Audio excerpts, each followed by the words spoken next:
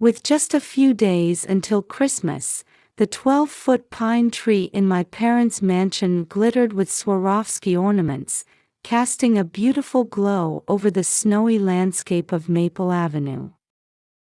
The dining table, set with Wedgwood china, already held the Christmas dinner menu.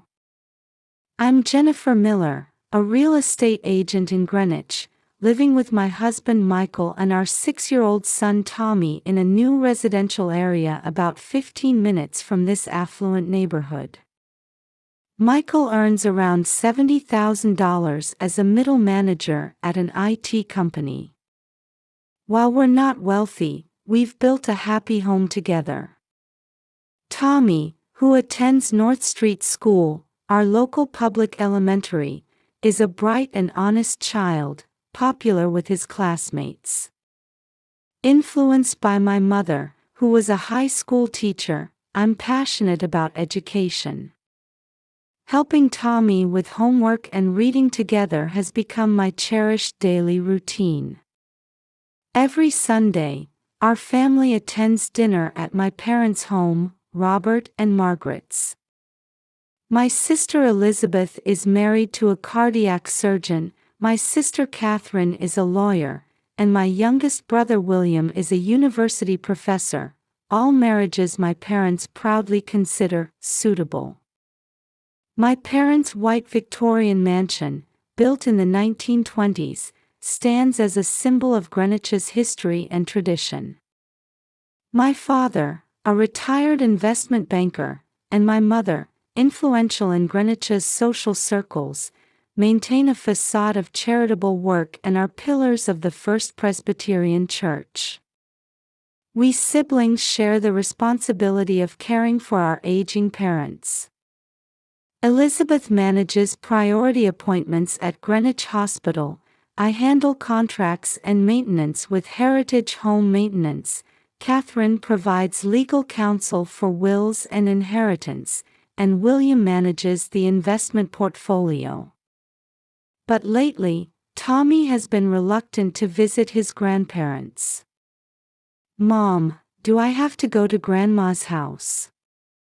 Tommy's words tugged at my heart.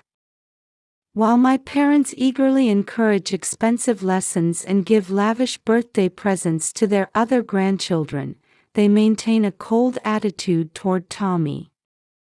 At Greenwich Women's Club luncheons, Mother talks endlessly about her other grandchildren, rarely mentioning Tommy.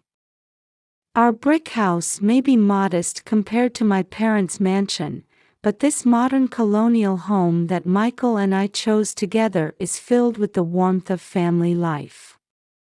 Weekends spent playing catch with Tommy in the nearby park or enjoying backyard barbecues. Can't my parents understand the joy in these simple pleasures? "It's okay, Tommy. Mom and Dad are here for you." Hugging my son, I steeled my resolve. This Christmas, I would protect him, no matter what. Standing on our balcony, looking down at the horse chestnut trees and rose garden, I sighed deeply, feeling uneasy about the upcoming family gathering. On Christmas afternoon, when we arrived at my parents' house, Elizabeth's luxury SUV was already parked in the driveway. Tommy, stepping out of our car and fidgeting with the collar of his new red sweater, squeezed my hand tightly. "I don't want to go."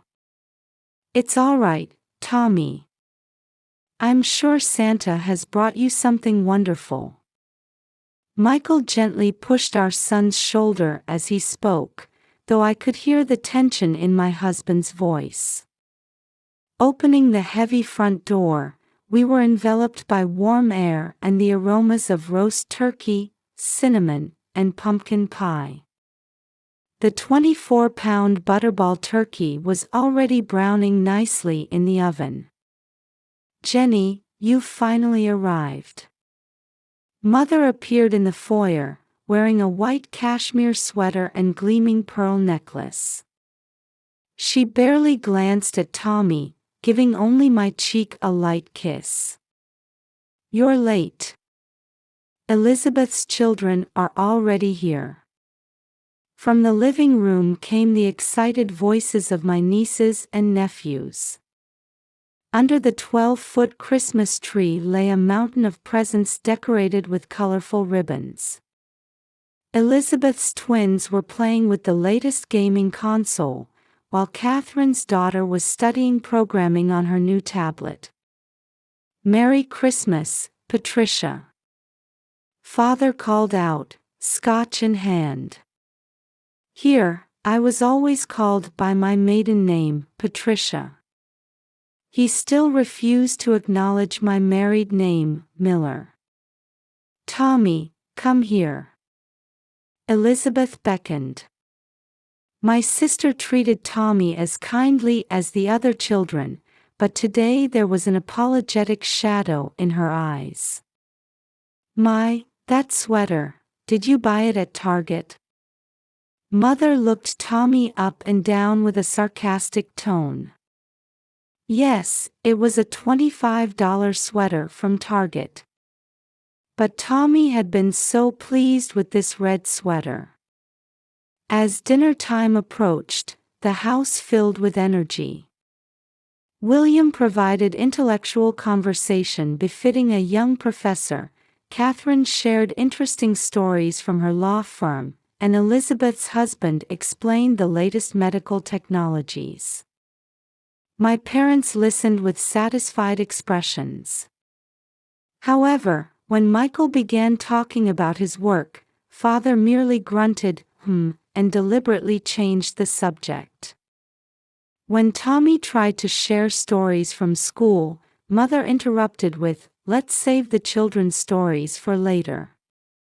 The lavish dinner table was centered around the roast turkey, accompanied by homemade cranberry sauce, green bean casserole, sweet potato casserole, and Whole Foods special pumpkin pie. The dishes arranged on Wedgwood china looked like pages torn from a magazine. "Let us say grace." As Father began the prayer, everyone closed their eyes and clasped their hands. "Lord, we thank you for this bountiful meal, our successful children, and our wonderful grandchildren." Even in the prayer's words lurked invisible discrimination. After dinner came the time for exchanging presents. The whole family gathered around the fireplace.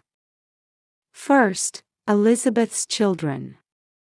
Mother handed over large boxes containing the latest gaming consoles and designer clothes. Catherine's children received educational tablets, and William's child got premium sports equipment and a programming learning set. The children's excited voices filled the room. Finally, it was Tommy's turn.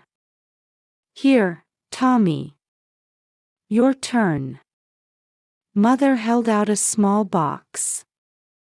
Tommy, eyes shining with expectation, carefully unwrapped the paper. I watched, holding my breath.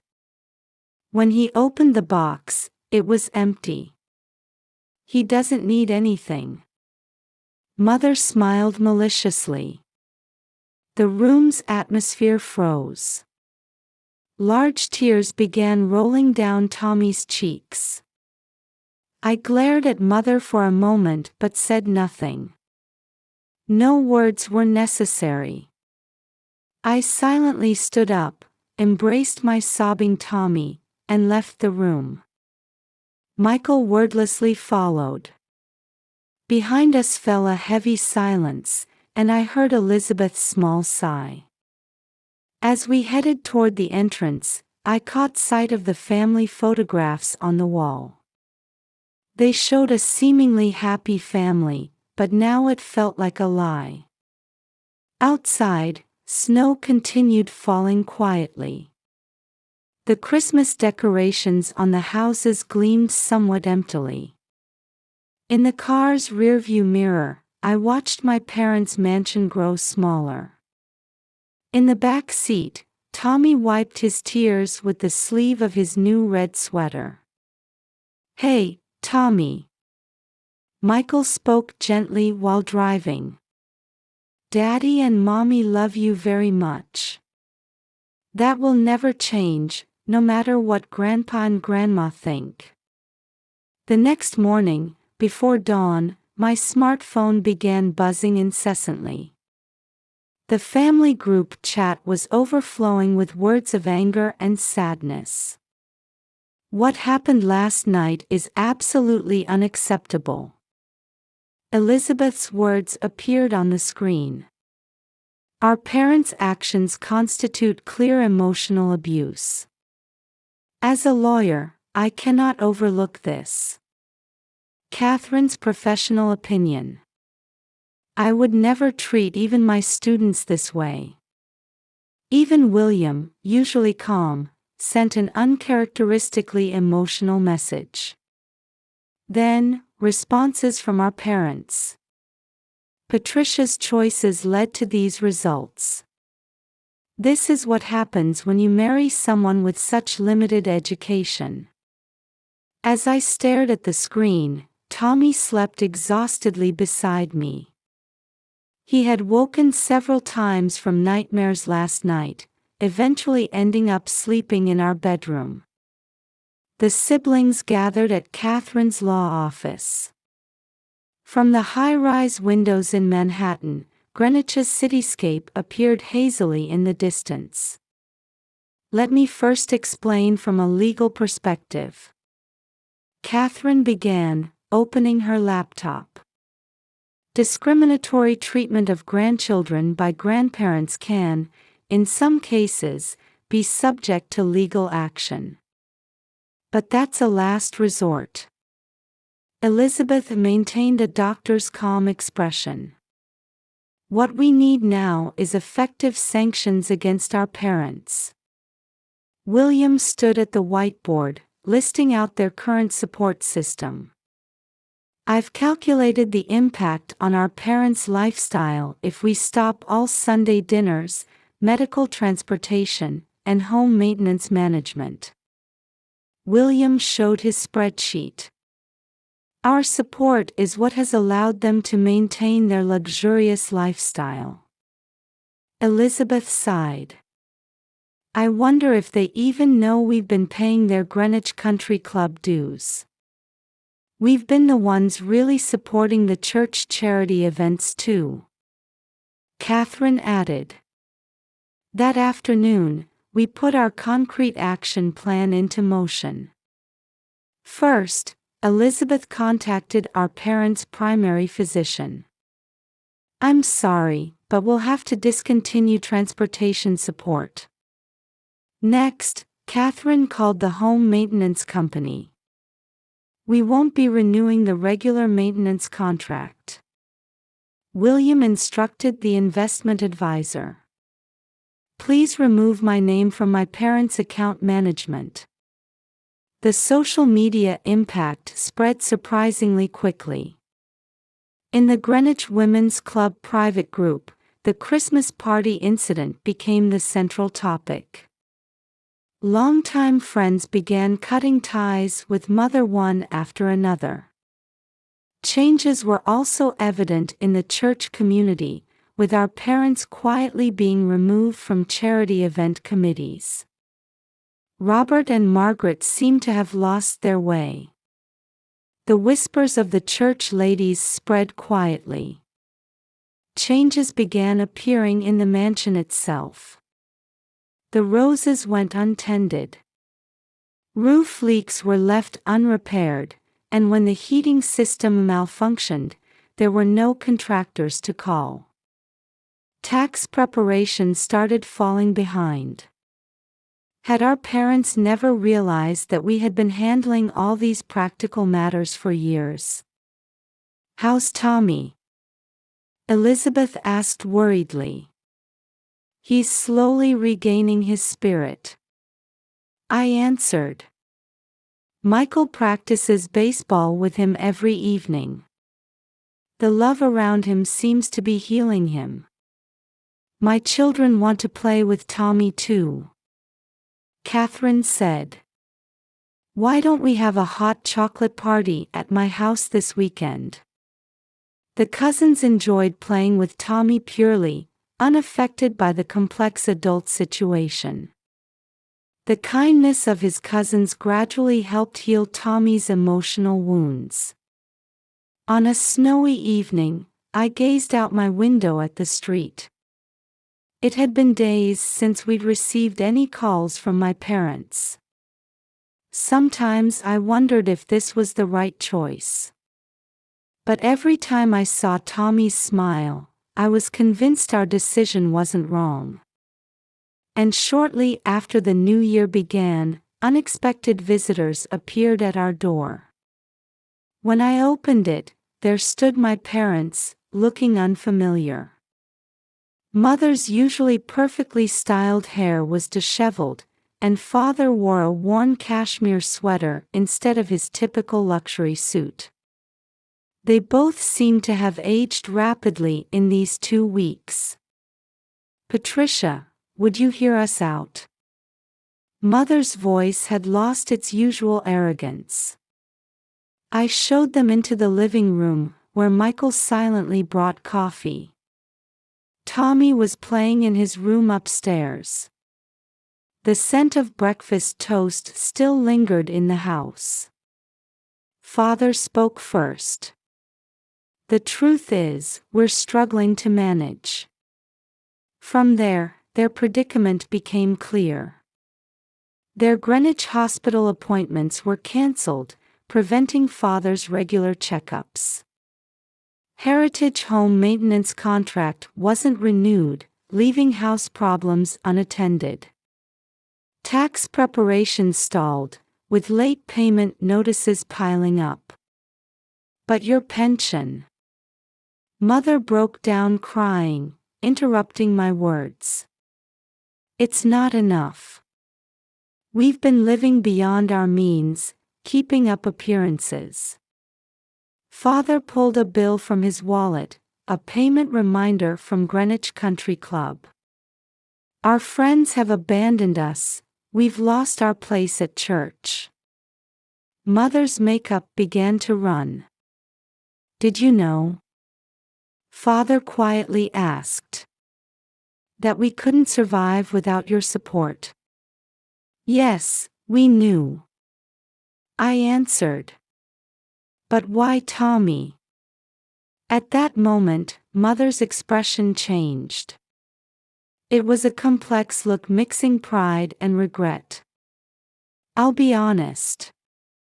Mother began speaking, clutching her handkerchief with trembling hands. "I couldn't accept your marriage. A daughter of a prominent Greenwich family, marrying a mere IT manager. But Michael is a wonderful husband and father." I replied quietly but firmly. "Yes." Mother gazed out the window as she continued. "But I had my pride.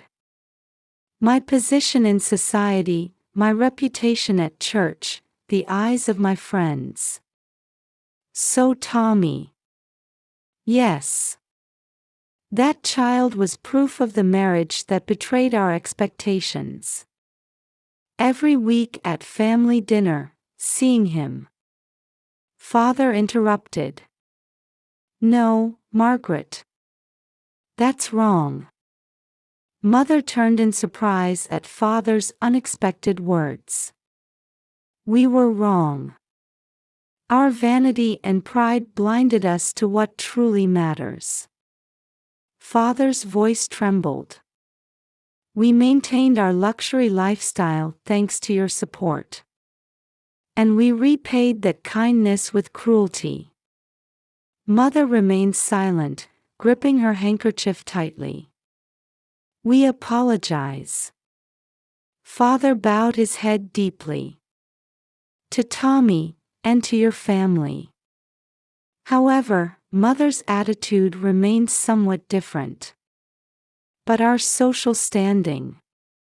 At that moment, we heard a small sound from upstairs. Tommy was sitting halfway up the stairs. How much of the conversation had he heard? "Grandma, why don't you like me?" Tommy's innocent question froze the atmosphere in the room. Mother stared at Tommy, speechless.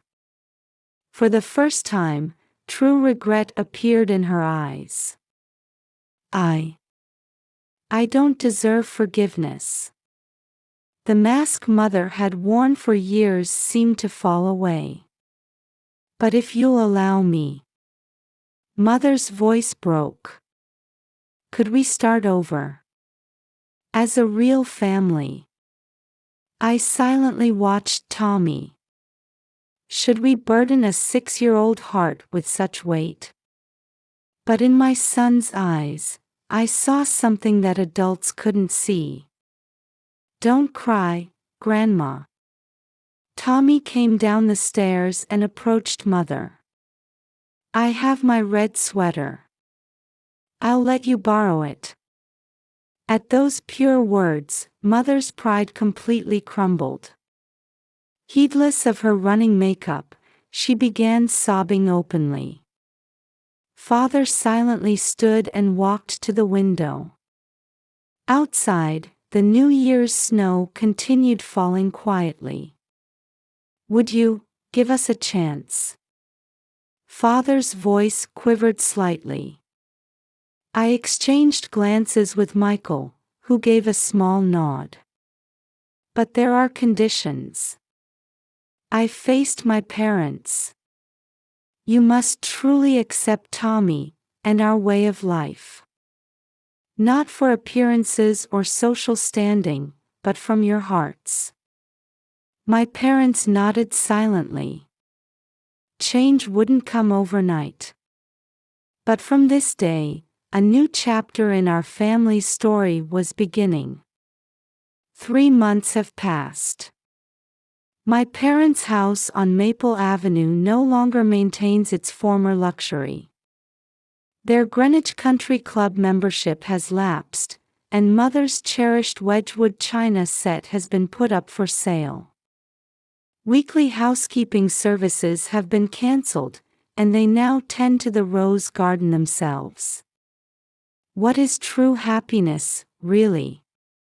Mother sighed while pulling weeds in the garden, wearing work gloves from the hardware store instead of her luxury leather ones. Father has set aside his pride as a retired investment banker and started volunteering as a bookkeeper at the local senior center. Though unpaid, his face shows more peace than before. Money and status weren't everything after all. Father murmured while playing catch with Tommy on weekends. Those words seemed to carry genuine regret and realization. Change came gradually but surely. My parents now attend new family dinners at our house every Saturday. Though the meals aren't as luxurious as before, our homemade lasagna somehow feels warmer. "Look, Grandma. I drew this." When Tommy shows Mother his family drawing from school, small tears glisten in her eyes. "It's beautiful, Tommy. May I hang it in my room?" Those words carry none of their former arrogance. Elizabeth has resumed helping with medical appointments, Catherine has restarted legal consultations, and William assists with their now modest household finances. However, this time we who provide support have clear conditions. Love should be unconditional. Catherine declared at our siblings' meeting. But support needs conditions. A new support system was established to sustain our parents' retirement, this time with mutual responsibilities and promises documented in a notarized agreement. Of course, not everything has been smooth. Sometimes, Mother's old habits surface. When invited by former social circle friends, she's tempted to keep up appearances. But Father quietly reminds her. Margaret, remember what truly matters. At First Presbyterian Church, our parents have moved from their front row seats to sit in back as ordinary parishioners, seeking genuine prayer rather than superficial faith. We had strayed from God's teachings. Elizabeth witnessed father confessing to the pastor. After leaving the Greenwich Women's Club, mother joined a local book club instead.